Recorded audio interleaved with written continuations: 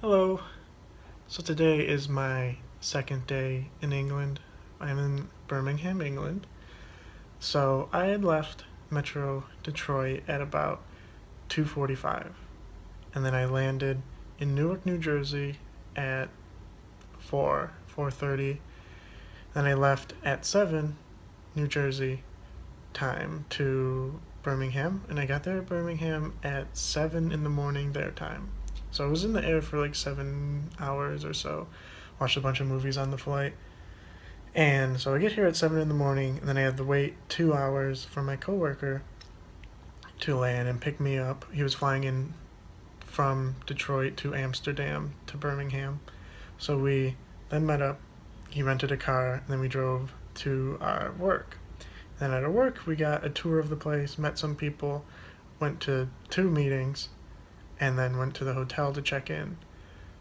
After that, I slept as soon as I got there, and then uh, it must have been 12 hours, I think I slept. Because the thing is, I woke up at 9 to go to the airport, and then I went without sleeping until I got here at 6 or so at my hotel. And the reason was I can't sleep on the plane, not because I physically can't. I probably actually could have easily. I was getting pretty tired on the plane. But the reason why is that very rarely I scream and such when I'm sleeping. I have like night terrors, I guess is what they are. It happens very rarely. But the problem is it also happens a lot more when I'm stressed about things. So I think the entire situation makes me more stressed and more vulnerable to night terrors. So I didn't even risk it. I don't know if people are gonna appreciate someone possibly screaming in the middle of their flight while they're asleep. So I didn't even chance it. And even if I don't scream, I might say stuff in my sleep, which is still weird. So I didn't sleep at all for that 6 or 7 hours while I was in air. So yeah, I was quite tired when I landed and got into the hotel. I was practically falling asleep during the meetings. So, for England itself, I've also found out that England, on their road signs, uses miles. Yeah, the car we have rented, it has miles per hour as the main one around the speedo, and then kilometers per hour is secondary, smaller, like how America has it, which I did not know. And their signs and their speed limits are all in miles. I had assumed everything would be in kilometers per hour and kilometer speed limits, but I guess they just use miles and everything, which is weird. I think it's a thing where they don't want to have to pay to replace all their signs and everything. So yeah, I did not know that. I assumed everything was just kilometers. And the other weird thing about their street signs is their street signs are essentially useless. We have the GPS, and the GPS is like, go on this road, whatever. And all the road signs, at least on the not main roads, are extremely small. They're on the ground, basically. They're maybe like half a foot off the ground. They're just a little sign. We're in America, I assume everywhere in America, or at least near everywhere, we have big, tall green signs, like 10 foot tall, if not taller signs. But here, they're just, they would go up to your ankle, and it would say, Robin Hood Lane or whatever. So that's the issue we're having, is that apparently no one navigates by the roads. And I'm here for training, and our trainer said that he wouldn't be able to actually navigate to where we're at because it's not like he knows. In America, at least where I'm at, and I know a lot of cities do have this, we have grid systems, but here it's so old that they just put it on old trails that people used to use, so which were before urban planning. So they have a lot of, roads that are curvy and too thin and don't make sense, that from an urban planning standpoint. So no one really navigates by roads, and so he said he wouldn't be able to get here, if we just told him, oh, we're at this road around Brunswick Place, he wouldn't be able to know where that is or how to get there. And I don't really understand how anyone just learns where anything's at, because if you have a GPS, then yeah, you have the GPS to tell you.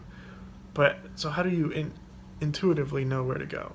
They have big signs for like their main roads, I guess, like they're called like A34, A35, stuff like that, and then they have like big highways like M42 and stuff like that. So a lot of the signs will tell you where those are and where those go, but I just don't get how anyone intuitively knows where to go unless they have a GPS. And you just do the GPS enough to actually go around. There's just no way. I honestly have no idea. So apart from that, we've been getting lost too, but there's also, everything is just a roundabout, really. There's a few intersections, like a standard American intersection, but there are so many roundabouts. I had heard that they, like roundabouts here, but I really didn't understand how much they really do. Like, almost everything is a roundabout. They have big ass roundabouts with like 5 exits. They have extremely small ones. They have ones that aren't even really roundabouts. They are, like, the pavement is put down like a big circle, but then you don't actually put anything in the center. Like, they kind of just paint a circle in the middle and then write arrows. So it's like the cheapest roundabout you can make. It's just a circle painted on the asphalt. So that's what they have. And some of their roundabouts have like stoplights on them, and their stoplights are low to the ground too. Like America, they'll be dangling up all over, but this one they're more low to the ground. I believe Washington D.C. has stoplights like that. So if you're not used to looking down there, you might run a red light. I haven't been driving. My coworker has, and he's angry at the car because it's pretty low powered, like a lot of cars are here. It's a subcompact, and it's manual, and he's not used to doing manual with his left hand, so he's having issues flicking it into the right gear at times. But yeah, everything just seems wrong. Like when we're driving, we're like, are we doing this right? Nothing seems right. Are we going too fast? Why are we so close to them? Is this road? Yeah, it's tricky. So I'm not sure exactly what I'll be doing the rest of today and tomorrow and Thursday. I mean, I could walk around. I kind of want to go to a Michelin star restaurant. They have like 5 or 7 Michelin star restaurants. I always wanted to go to any kind of Michelin starred restaurant, so I might walk and go to that one. Or I might just sleep here or something. I don't know. Catch up on shows. I wanted to watch the Westworld new episode, but they apparently don't get HBO Go here. I tried to log in and said, oh, you're in the UK, it's not going to work. Maybe I'll use a VPN. But that was annoying. Might just watch Netflix.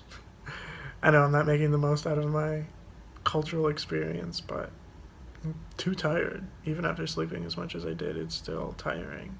And I'm trying to, do what you're supposed to do with jet lag, which is sleep when they are sleeping, eat when they eat.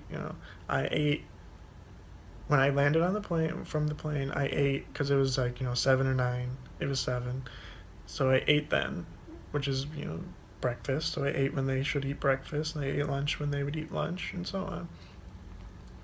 And so I ate a big breakfast today when I woke up, and hopefully, my clock is all settled down to that, and I think that's fine.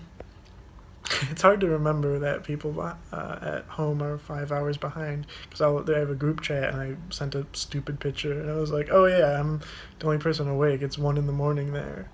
I hope I didn't wake anyone up with this stupid picture I sent.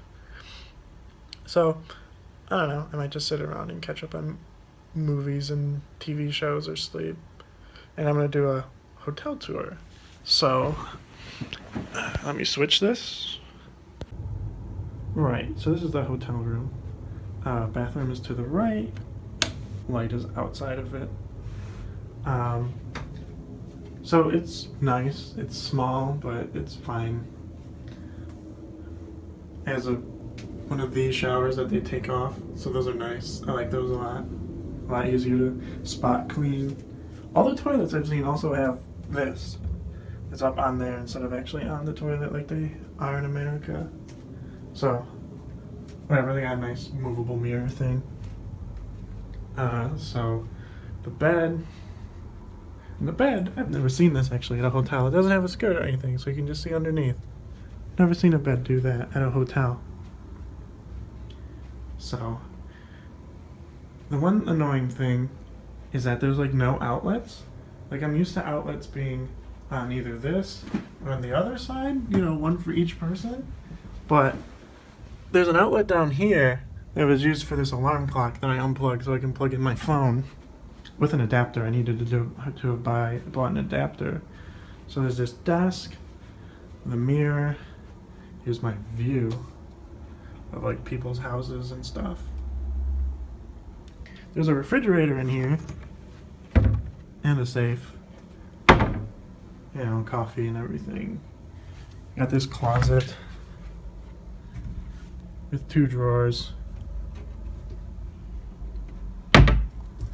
So outlets are annoying. You can see there's 2 over here. But like if I want my phone, which has my alarm, or if I want to charge my laptop while I'm watching it on the bed, I don't want to watch it over here, and I have to unplug one over there, and I can only charge my phone or my laptop at the time. So I mean, it's a nice hotel room. I like it. Kind of a big TV. So I'm happy with that. Hair dryer and ice. I never use this stuff. I use the cup because I was thirsty. But yeah, it's a nice hotel room. I don't really mind it, apart from the outlets, which is actually a pretty big issue. Mirror. So yeah. Let me get a better view.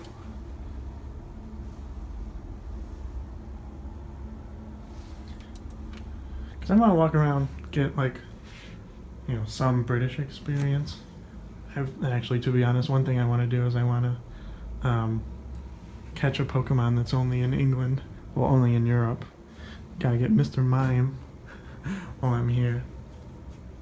Anyway, hope you enjoyed this video. See ya.